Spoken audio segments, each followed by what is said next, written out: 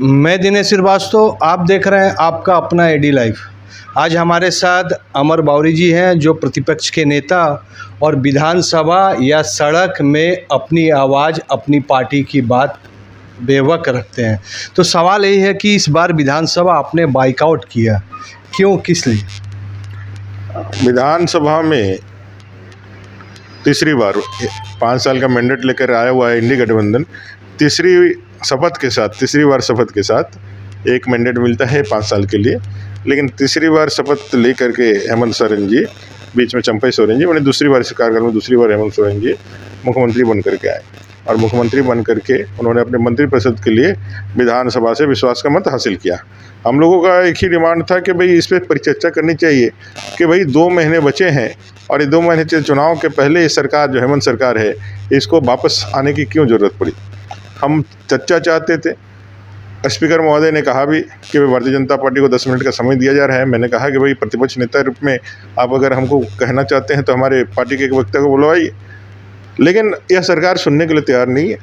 और आपने देखा होगा कई एक यहाँ के जुड़े जन सरोकार के मुद्दों को हम लोगों ने उनके समक्ष रखा, उनके पास कोई जवाब नहीं था, इसलिए वो किसी तरह से कोरम, चूँकि उनके पास संख्या बल था, उनको विश्वास मत हासिल था ही, ये तो कोरम को पूरा करना था, तो उन लोगों ने जब हठधर्मिता दिखाई, जब बोलने नहीं दिया, संवैधानिक मर्यादाओं को तार तार किया और लोकतंत्र के जो मर्यादाओं की, परंपराओं की वो बातें करते हैं लोकसभा के अंदर, उसको यहाँ विधानसभा के अंदर उन्होंने पूरा तार तार कर दिया। तो बाध्य होकर के हम सब लोगों ने इस स्पीकर और सरकार के विरोध में सदन का बाइकआउट किया।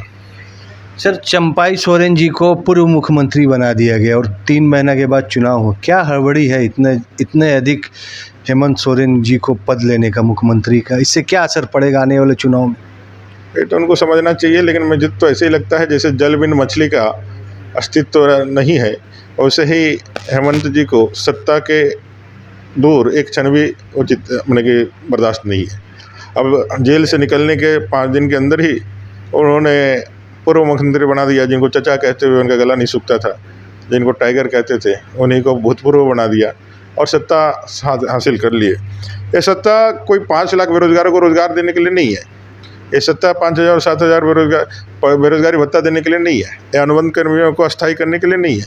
ये सत्ता है जो दुनिया इस भारत की सबसे वरिष्ठ सरकार जो इन्होंने जो चलाया, अब जाते हुए उनको मालूम है जो करारी हार होने वाली है विधानसभा में, तो जाते हुए जितने भी साक्ष्य और जितने भी घपले घोटाले हैं, उसके साक्ष्यों को कैसे मिटाया जाए, फाइल से कैसे उसको दूर किया जाए, इसके लिए सत्ता को अपने हाथ में लेना जरूरी था और इसलिए वो जो सत्ता को अपने हाथ में लिया है।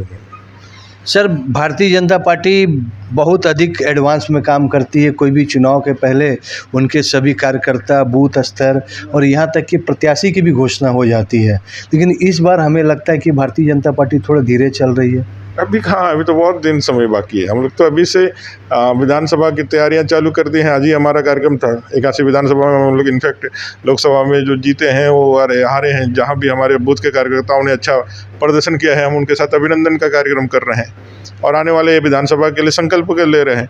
तो हमारा अभियान तो चालू है। हम लोग तो 365 दिन काम करने वाले, 7 दिन 24 घंटे काम करने वाले लोग हैं। हम लोग तो रुकने वाले लोग नहीं है। और हमारे काम का जो तरीका है, वो काम का तरीका ऐसा है जिसके कारण से हम विश्व के सबसे बड़े पार्टी बने हैं। तो कुल मिलाकर के भारतीय जनता पार्टी तैयार है और इस बार पूर्ण बहुमत की सरकार जनता के आशीर्वाद से भारतीय जनता पार्टी के नेतृत्व में बनेगी। कोल्हान और संताल फरगना, कहाँ पर भारतीय जनता पार्टी अधिक से अधिक सीट लेके आएगी विधानसभा की? हम लोग 41+ सीट ला करके पूर्ण बहुमत की सरकार बनाएंगे।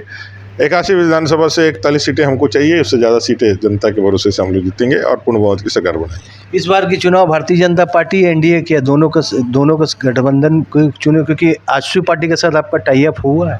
हाँ, हम लोग गठबंधन के हिस्सा है। अभी भी लोकसभा हम लोगों ने साथ में मिलकर लड़ा है और इस बार गठबंधन यहाँ भी रहेगा और जीतेंगे हम लोग और गठबंधन की सरकार बनेगी। सर, बहुत अधिक सेंसेक्स का बात किया जा रहा है, जो तुष्टीकरण की राजनीति, भारतीय जनता पार्टी उस मुद्दा को क्यों लेकर आगे आती है? विकास के मुद्दा या तुष्टीकरण की, दोनों में से किसको आगे रख के काम चुनाव में जाएंगे? हम विकास हमेशा हमारा कोर मुद्दा रहा है। हम चाहते हैं कि लोग अब जात पात धर्म से संप्रदाय से ऊपर उठ करके विकास की बातें करें, और विश्व आज जैसे आगे बढ़ चुका है हम उसके साथ आगे बढ़ करके कदम से कदम मिला करके आगे बढ़ें। हम 2047 के विकसित भारत का संकल्प देकर के आगे बढ़ने का काम करते हैं। वहीं इंडिया अलायंस अफवाह फैला करके, गलतफहमियां फैला करके, लोगों के जातीय उन्माद को उठा करके, धार्मिक ध्रुवीकरण करके वो वोट करके राजनीति कर रही है। हम कह रहे हैं कि भाई तुष्टीकरण के कारण इस पूरे झारखंड की डेमोग्राफी का बदलाव हो रहा है।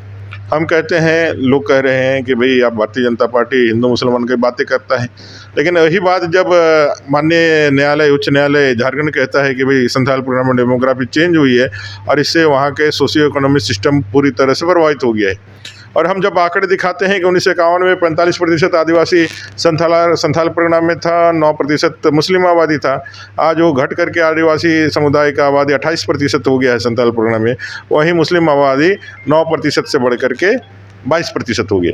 तो आप समझ सकते हैं कि ये 2011 के सेंसस के आधार पे मैं बता रहा हूँ। अभी 2021 में सेंसस होता तो आपको पता होता कि भाई जो आबादी है दोनों वो बराबर हो गई है। तो भाई ये आदिवासी आबादी गई कहाँ?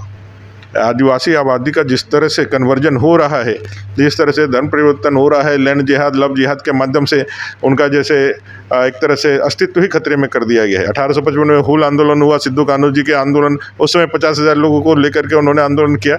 आज उस भोगनाडी में 7 घर आदिवासी बचे हुए हैं, सारे मुस्लिम हो गए। भाई ये सब बातें उन नेताओं को क्यों नहीं दिखता है? बरहेट उनका गृह विधानसभा क्षेत्र है जहाँ से विधायक है, और भोगनाडी उसके अंदर आता है। कभी इस विषय पर वो क्यों नहीं बात करते हैं? जो आदिवासी होने का सबसे बड़ा अपने आप को हीरो प्रस्तुत करते हैं, वो इन विषयों को क्यों नहीं बात करते? आदिवासी बचेगा तभी ना आदिवासी की अस्मिता की बात करेंगे। वही यदि देव दुर्लभ हो जाएगा तब किसके उन्नयन की बातें करेंगे? उस पर क्यों नहीं चर्चा करते? उससे क्यों भागते हैं? क्योंकि उस पर चर्चा करेंगे तो उनको पता होगा कि भाई जो आदिवासी जनसंख्या के घटने का जो मूल वजह जो सामने आएगी वो आएगा तो भाई उधर जो है लव जिहाद, लन्नी जिहाद के कारण वो जो मुस्लिम आबादी का बढ़ना, विशेष करके बांग्लादेशी घुसपैठियों के कारण जो हालात पैदा हुए हैं उसका क्या। तो ये सारे विषय हैं जो उनको बात नहीं करना है, इसलिए हम तो सच की बात कहते हैं। हम तो माटी बेटी रोटी के अस्मिता की बात करते हैं। आज उसके खतरे पैदा हो गए। गोपीनाथपुर में क्या हुआ? पाकुड़ के गोपीनाथपुर में हिंदू आबादी पर जिस तरह से पश्चिम बंगाल के रास्ते एक सटा हुआ क्षेत्र, एक बॉर्डर का क्षेत्र, बांग्लादेशी घुसपैठियों ने घुस करके हिंदू आबादी पर आक्रमण कर दिया, सारे घरों को जला करके, बम मार करके वहाँ के लोगों को डराया धमकाया। तो ये साफ दिखलाता है, इस सरकार के मुंह से एक शब्द नहीं निकलता उस पर। सर, एक जो अंतिम सवाल, झारखंड में अगर आपकी सरकार बनती है तो सबसे पहले क्या क्या काम कीजिएगा? 5 काम थोड़ा बताइए। ये तो हम लोग अपने घोषणा पत्र के माध्यम से जनता के बीच में जाएंगे जो संगठित करने का होगा। लेकिन कुल मिला के भारतीय जनता पार्टी जिस काम के लिए, जो हमारा ध्येय भी है, जो हमारा लक्ष्य भी है, वो है अंत्योदय, विकास, लॉ एंड ऑर्डर की संधारण और एक सुशासन। यह तो कोर हमारा मुद्दा है जिसको लेकर हम जनता के बीच में जाते हैं। रोजगार बहाली, 100% रोजगार के लिए तो हम लोग सबसे आगे हैं। सबसे ज़्यादा रोजगार रघुवर जी की सरकार में हम लोगों ने दिया और फ्री एंड फेयर दिया, एक पैसा किसी को नहीं लगा। ये सरकार तो नौकरियां बेच रही है। चलिए, बहुत ही अच्छा। विधानसभा चुनाव होने वाला है और उसके बाद चुनाव में दोनों पार्टी आमने सामने लड़ेगी, लेकिन इस बार का मुद्दा बहुत ही अच्छा है। भारतीय जनता पार्टी पूरा रणनीतिक हिसाब से अपनी काम कर रही है और चुनाव में पूरी तरह वह कॉन्फिडेंस है इस बार सरकार बनाएगी, यह कहना भारतीय जनता पार्टी का है। एडी लाइव वीडियो को लाइक कीजिए, चैनल को सब्सक्राइब कीजिए। एडी लाइव को पूरी टीम की ओर से सभी को धन्यवाद। जोहार।